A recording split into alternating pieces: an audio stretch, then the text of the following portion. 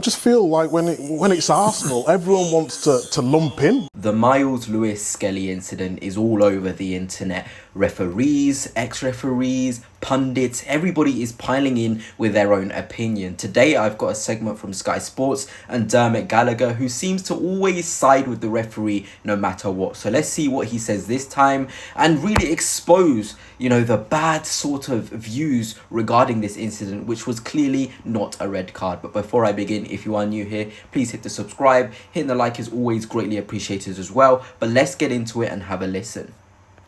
Let's get your assessment of it. I think Stephen summed it up perfectly. I think it's breaking up a promise attack. That's my opinion. There's others, other referees think differently. I think it's what I call breaking up a promise attack. He realises that Doherty's going to be away. His priority is I've got to stop him quickly. He flicks out. It's very, very cynical, but a cynical foul for me isn't a red card. I don't think it's the worst decision in the world, like people say, as Stephen alluded to.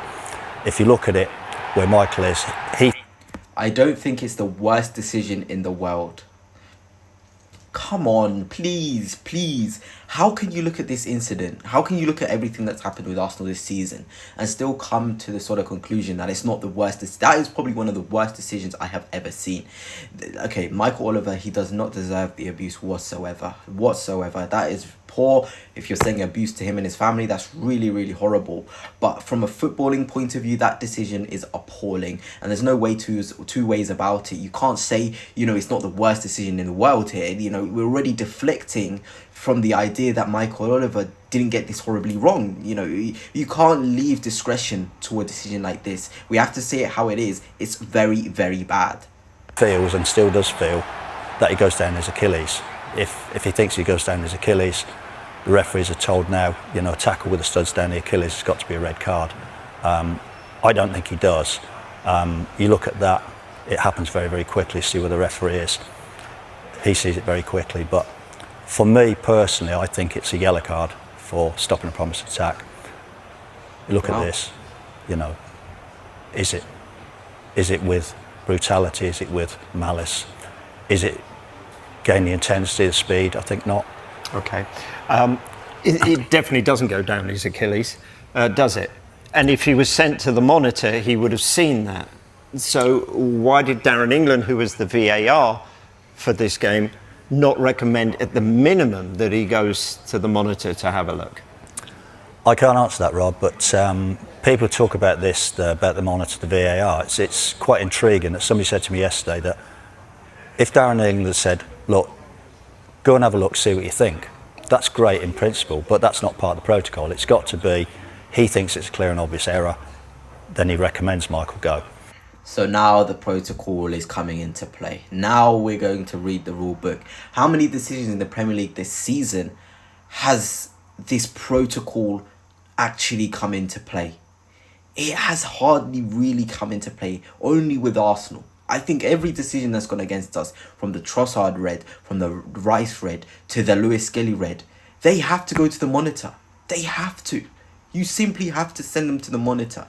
And you guys will remember the Saliba one, the red card given to William Saliba. The referee didn't initially give it as a red, but then he gets sent to the monitor. So what's the threshold here? Why is there such a different threshold when it comes to Arsenal? It really, really does annoy me, because the referee against Bournemouth, he was sent to the monitor. And is that far too different to this one, where this decision should have come in favour of us?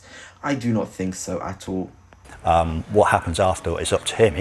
If he had gone to the monitor, he may well have held his ground. He may well have said, I still think it's a red card. He holds all options. But that didn't happen. I think the follow-up from it is, it's caused massive debate, and as you're going to allude to later, caused some very, very, what I think is toxic and unnecessary follow-up. Mm-hmm. Yeah, we will get on to I'll be honest here, I've watched 50 ref watch videos for Chelsea, for Arsenal, for Liverpool. There's always uproar. It doesn't matter. Some, okay, more intense uproar. Others, less intense uproar. But again, this time it seemed like it's only Arsenal where they're making it out for us to be proper villains, as if this is probably one of the first times where a referee has been wrongfully. Yet I agree, you shouldn't attack the referee. It's like this is the first time in history that there's been uproar against the decision. That was really, really poor. It is a shame to hear this, that now we are deflecting to, of course, something that shouldn't happen. Michael Wallace shouldn't get the abuse, although his decision was appalling. But we're getting away from the decision now. The narrative has switched. It's now, Arsenal fans have been disgusting here. Yes, it's a bad decision, but yeah, that cannot be the way we view this. If we want to improve the decisions, we've got to look from both the angles. That in a moment, we are not privy as yet to the conversations between Michael Oliver and Darren England. Mm-hmm.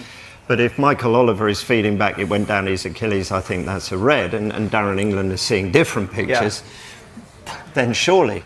My only thing with this is, and if you can just keep us on a full shot of our feet here, this is where, if you're now going to challenge and you're going to go down your Achilles, so what you're essentially saying is that is going down the Achilles. It's where your studs are up. Now, if you watch Lewis Skelly's his foot, now he goes like that. Once there's contact made, his foot then goes like that. It jumps up because of the contact. So if you do go to the screen, you look at that, you might have gone, no, he's gone down his Achilles, and you think initially he's gone with that scraping motion down it. But then when you see it again, you go, actually, that's because it's made contact and then the foot's come up. Yeah. And that's the difference. And I really like this guy. I feel like out of all the guys on this little panel, he always seems to think logically. This is the first time I've seen a pundit or somebody with a following or on a platform like Sky Sports actually think through the process, with the view of Mike Oliver maybe not seeing it properly, but then also viewing it as he's got it wrong. This is how we should be analysing this incident. Mike Oliver, he may have not seen that the Achilles wasn't properly gone down or whatever. Send him to the monitor. This is what this guy is saying, and it is really, really well put together. Send him to the monitor, and he has another view of it. And I agree, it's not just Mike Oliver that's made this really poor decision. It's Darren England and the VAR. It's really, really poor from him. Michael Oliver had to be sent to the monitor. That's where I feel sorry for Michael Oliver in that situation, because he's reacted to what he's seen straight away and gone, that's what I've seen. But then when you slow it down, you look at it again, you go, no, it's actually not. That it's a reaction off contact made between the two, and that's where you need the help of your team within the VAR booth. So that's where I do feel sorry for Michael Oliver, because he's gone off his instinct straight away. But if you've got that help behind you, use it. And this is the whole thing, I think, where they freeze frame things. Because you can freeze frame something where it's like that, can't you? So you can freeze frame and it looks so much. What took you into that? What took you into it was a trip, wasn't it? It was a flick out of the leg rather than any sort of contact that was nasty or malicious. So, I think that's where you have to... We say it all the time, don't we? You've got to work as a team. You've got to help your mates out, because Michael Oliver looks like he's in a brilliant position, but what he's seen probably isn't quite what we've seen. So if VAR then say, do you know what, just go and have a look. He didn't go down his Achilles. It was more of a trip, and then make your decision from there. Okay, let's have a look, because Dermot was alluding to it. Let's have a look at what our wonderful orange book tells us. And here are the things that should be taken into consideration. These were the checklist you were going through. Speed, intensity, force, degree of control, and point and extent of contact. That's you're alluding to. Did he rake his Achilles? And in the orange book, which we love, actually resides under my pillow, you can see they're putting two pictures there. The one on the left is what it looks like if it's a yellow.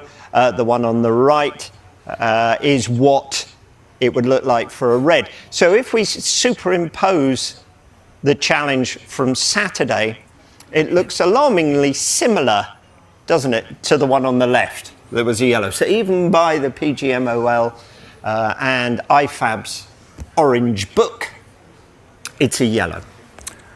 And I think that's where I'm going to stop it. That's all I needed to see. The rule book wasn't put there. It wasn't used to the sort of way it should have been. We were robbed. It's okay. Dermot Gallagher, again, he tried to deflect the scenario and tried to think of the aftermath rather than focusing on the incident, what we're trying to look at here. But we've all come to the conclusion, and most people except Dermot, who still seems that he isn't confident with the way the things have gone after the incident. Everyone knows it is a yellow card. It's never a red card. But anyway, Gunners, that's it for now. Let me know your thoughts on this video, on the way that it has been analysed. Do you agree with the fact that the uproar afterwards was too much? Yes, maybe it was, but the incident itself, it was appalling from not just Michael Oliver, but Darren England, the VAR, who had to send him to the monitor.